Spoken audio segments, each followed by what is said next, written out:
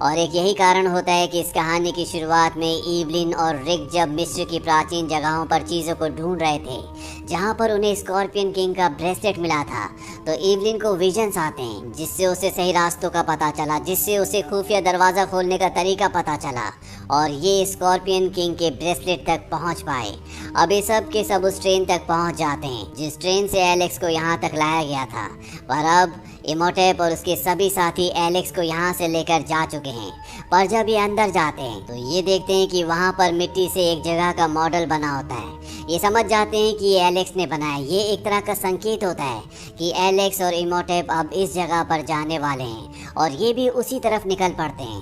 पर इमोटेप को पता चल जाता है कि रिक एवलिन उसका पीछा कर रहे हैं, इसीलिए वो अपनी शक्ति से पानी का एक बहुत बड़ा चेहरा बनाता है और उनके उड़ने वाले गुब्बारे को क्रैश कर देता है। रिक एवलिन और उसके साथ जो बे होता है ये अब पैदल ही आगे बढ़ते हैं और यहाँ पर जो पायलट होता है वो पीछे रुक जाता है। ये सब के सब जब आगे बढ़ते हैं तभी इन्हें गोलियों की आवाज़ सुनाई देती है और जब ये उस तरफ जाते हैं तो ये देखते हैं कि वहाँ पर इमोटेप के बहुत सारे लोग हैं जो झाड़ियों से आगे बढ़ रहे होते हैं और यहाँ पर छोटी छोटी मम्मीज होती है जो उन पर हमला कर रही होती है।